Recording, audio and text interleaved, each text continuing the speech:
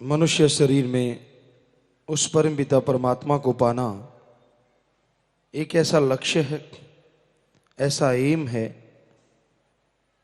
जो हर इंसान को कबूल करना चाहिए।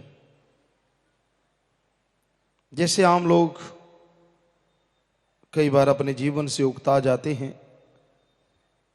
होता है कि जिंदगी जीने का क्या फायदा, कोई मकसद तो है नहीं, काम धंधा तो कोई है नहीं, क्या फायदा ऐसे जिंदगी से। नहीं, कोई काम धंधा आपको नहीं है या कोई ऐसा कर्म आपको लगता है आप नहीं कर पाते, कोई बात नहीं। आपका जो मेन मुद्दा है, मेन मकसद है, मेन एम है, लक्ष्य है, वो उस परम पिता परमात्मा को पाना है। तो इस मुद्दे को लेके आप जिंदगी जी के देखो। आप ऐसी जिंदगी जिएंगे कि आसपास वाले भी रस करेंगे कि भाई कमाल की जिंदगी जी रहा है ये जी। एक अलग तरह का आनंद, एक अलग तरह की अनुभूति, जिंदगी में मिठास भर जाएगी, जिंदगी में खुशबू भर जाएगी। तो लक्ष्य तो है, मकसद तो है जिंदगी जीने का हर किसी का, उस परमपिता परमात्मा को पाना। इंसान जिज्ञासु रहा है आदिकाल से, शुरू से। कोई भी चीज के लिए एक इच्छा जागृत रही है कि मैं कोई नई चीज पैदा करूं, नई चीज बनाऊं। जैसे बिजली बनी, ये स्पीकर बोले जा रहे हैं, ऐसा बहुत कुछ बना है विज्ञान में। कहते हैं आवश्यकता ही आविष्कार की जननी है। जरूरत पड़ती है तो आविष्कार हो जाते हैं। उसी तरह क्या ये जिज्ञासा नहीं अंदर पैदा होती? कौन है वो सुप्रीम पावर? कमाल है उसका, वो एक है फिर भी सबकी खबर रखता है।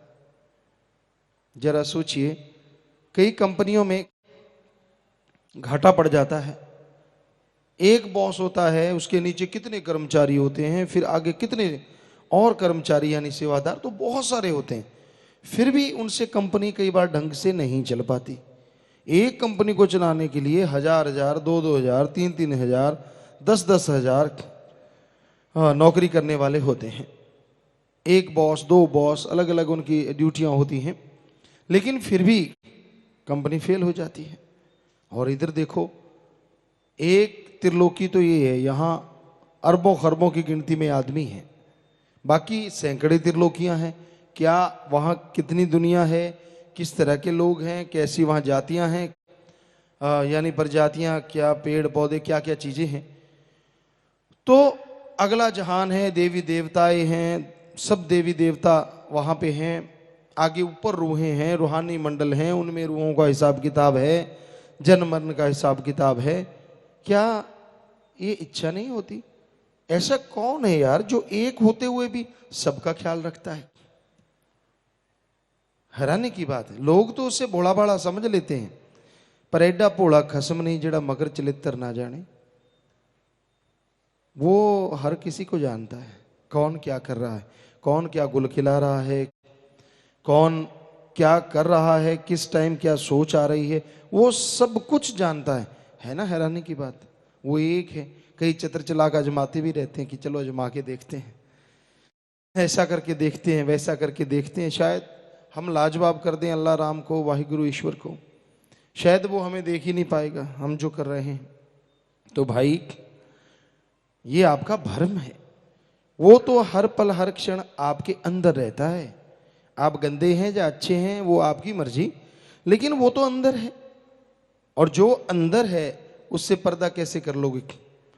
ना तो डॉक्टर एक्सरे से देख सकते हैं, ना अल्ट्रासाउंड में वो आता है। हैरानी तो ये है ना, है कैसा वो?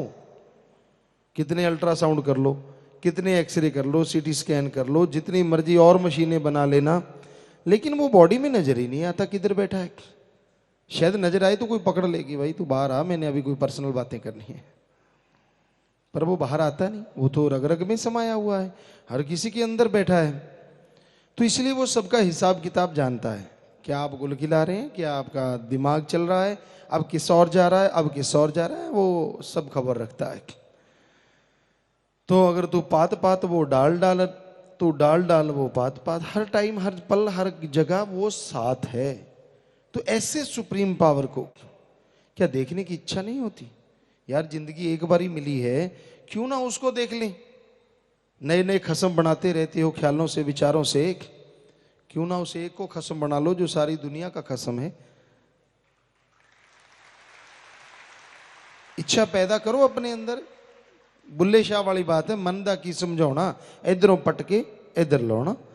बुल्ले शाह बैठे थे, उनके पास कोई आया। बुल्ले शाह क्या कर रहे थे, पनीरी थी प्याज की, और वो प्याज की पनीरी जमींदार भाई जो जहाँ बैठे वो जानते कैसे लगाते हैं। तो मुट्ठे में वो पनीरी पकड़ी हुई थी, और कोई आया जी, कहने लगा बुल्ले शाह जी मेरा मन बड़ा तंग करता है, बड़ा जालिम है, ऐसे ऐसे करता रहता है। तो बुल्ले शाह के हाथ में ऐसे पनीरी का एक पौधा था। कहते मंदा की समझाना, इधरों पटके इधर लौना। सो आप खसमी बनाना चाहते हो, परमपिता परमात्मा को बना लो। अरे दूसरे तो दगा भी दे जाएंगे, धोखा भी दे जाएंगे, और आपकी हैंकड़ी भी नहीं झेलेंगे, लेकिन वो परमपिता परमात्मा आपको जब मिलेगा ना, आपकी सारी हैंकड़ियां निकल जाएंगी। आप काबिल इस हो जाएंगे कि लोग भी आशीष कर उठेंगे, धन्य है ये माँ जिसने इस औलाद को जन्मा, उसको को लोग सलाम करेंगे। तो ऐसे मालिक को अपना बनाओ, ऐसे दाता रहबर को आपा बनाओ, वो कोई कमी नहीं छोड़ता। आप जो जो भी सोचते हैं उससे अरबों गुना आगे वो खुशियां देगा। इतना वो खुशी देने वाला है, इतना शक्तिशाली है, इतना रहमो करम का मालिक है। तो उस परम पिता परमात्मा को, जिसे गुरु साहबानों ने कहा है खसम, वैसे जना खना खसम बना फिरता है, क्योंकि आम आदमी को लोग कह देते हैं ये तो जी खसम है, पति का नाम खसम रख रखा है, ये तो खसम है। नहीं भाई, पति खसम बन नहीं सकता। जो नजरिया हमने अर्थ निकाला है, जो मतलब निकाला है, खसम का मतलब जो हर दिल को खस्ता कर दे। क्या आप हर दिल को खस्ता करते हैं? रोज तो जुत्तम परेड होती है, रोज गालम गाल होती है, घरों में कितना कुछ होता रहता है, मियाँ बीबी की बनती नहीं, बन गए खसम। तो ना वो खसम ना वो खसम, ना बीबी खसम ना मियाँ खसम। खसम तो वो है जो खसम है, वो अल्लाह वाहिगुरु राम। उस कोई बुरा है, अच्छा है, नेक है, कैसा है, किस तरह का है, कौन कहाँ है। जैसे कहते हैं ना, बण बण दी लकड़ी, एक बण की नहीं सैकड़े त्रिलोकियों की, रूहानी मंडलों की, पता नहीं कहाँ कहाँ की लकड़ियों को उसने संजो रखा है, और वो हर दिल को खस्ता कर देता है। अगर कोई उससे जरा सी मोहब्बत पा के देखे, ऐसी खुशियां बख्शता है कहने सुनने से परे। और वो अपनी औलाद को, अपने बच्चों को भी गुमराह होने से बचा लेता है। जो कोई उसका हो जाता है उसको फिर डगमगाने नहीं देता, ज्ञान से समझा के, बता के, रास्ता दिखा के बताता रहता है। मत चलो बुरे रास्ते पे, मत चलो दलदल में फंस जाओगे, धस जाओगे, जिंदगी भर कुरलाते रहोगे। इसलिए राम नाम के सुमूथ रास्ते पे चलो, मखमल रूपी रास्ते पे चलो, ताकि दोनों जहान की खुशियों के आप हकदार बनते जाएं, तमाम कमियां आपकी दूर हो जाएं, गम चिंता टेंशनें मिट जाएं, और आप मालिक की दया में रहमत को पाके अंदर बाहर से माला माल हो जाएं। वो हर किसी का पर्दा रखता है। आदमी को अहंकार नहीं करना चाहिए कि मेरा पता नहीं चला। चाहे भगवान तो भगवान, उसके फकीर भी सारा पर्दा पल में उठा सकते हैं। कौन क्या है उनको सब मालूम है, वो तो पर्दा रख लेते हैं कि ठीक है, यूं यूं करके रख दें, ताकि आदमी को ये लगे कि हाँ अच्छा मेरी होशियारी को पता ही नहीं चला। ना ना ना, इस भरम में मत रह जाना, सब पता है, चाहे तो वो नाम लेके खड़ा कर ले। सो भाई, ये तो मालिक की रजा है कि उसको पर्दा मंजूर है, लेकिन समझाने वाले को वो समझा भी देता है कि ऐसी ना हेंकड़ी में कूदते रहना, तेरा सब मालूम है, तू कहाँ कहाँ छलांगे मार रहा है। वो इंसान की मर्जी है कि उसका मन कितना अंगारी हो चुका है, कितने दर्जे ऊपर चढ़ गया। कई बार होता है हम जो बात कह रहे हैं इसको अभी यकीन नहीं करता है, ऐसे ही है। और कई बार होता है कि नहीं, अंदर एक ठेस सी लगती है भी हाँ ठीक है, मुझे पता चल गया, मेरी कारगुजारी का पर्दा ही रखना मालिक। तो वो मालिक पर्दा ही रखता है। तो भाई, इस कलयुग में ऐसा समय आ चुका है कि इंसान मन के हाथों मजबूर होकर मालिक से दूर हो रहा है, लेकिन मालिक जो एक बार उसका हो जाए उसको कभी छोड़ता नहीं।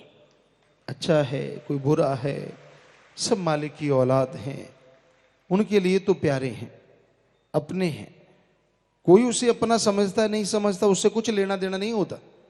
आमतौर पे आदमी को प्यार तभी होता है ना जब आपस में विचार मिलते हैं, एक दूसरे की जरूरतें पूरी करता है, एक दूसरे के काम आता है, दोस्ती मित्रता रिश्ते इसी पे तो निर्भर है।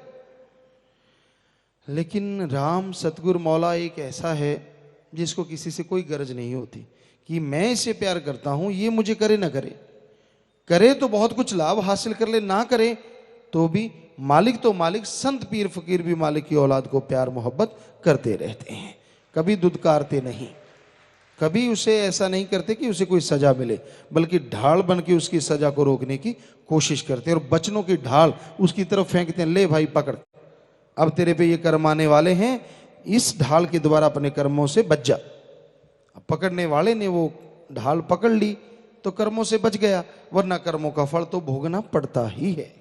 दुख जरूर आता है संत पीर फकीर को कि भाई मैं इसे बार बार चिता रहा हूं, बार बार कह रहा हूं, तो उसे समझ क्यों नहीं आती। तो भाई मालिक परमपिता परमात्मा वही बात फिर लेके आते हैं, उसको देखना तो चाहिए। और जिंदगी का मकसद हो ना हो, ये मकसद बना लो, इसके लिए सेवा सुमरन भक्ति इबादत करो, नेक अच्छे इंसान बनो, भले कार्य करो, ताकि मालिक की दया में रहमत के काबिल बनते जाओ और वो जन्म जन्मों के पाप कर्म आपके कटते चले जाएं।